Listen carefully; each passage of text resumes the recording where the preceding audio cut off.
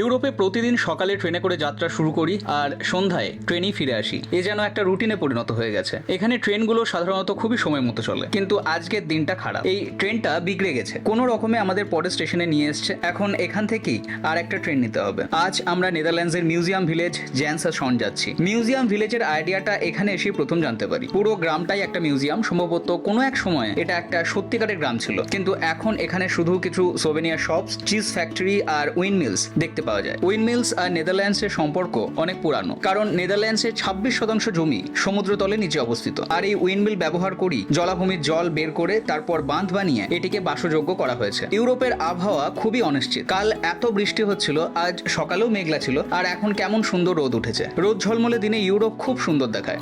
এই দেখো, বলতে না বলতে আবার বৃষ্টি শুরু হয়ে গেল। আজ এটিএম থেকে কিছু ইউরো তুলতে হবে। নিও গ্লোবাল ক্রেডিট কার্ড সত্যিই বিদেশ ভ্রমণের জন্য খুব ভালো। আজ এখানে আমাদের শেষ দিন। কাল প্যারিসের উদ্দেশ্যে রওনা।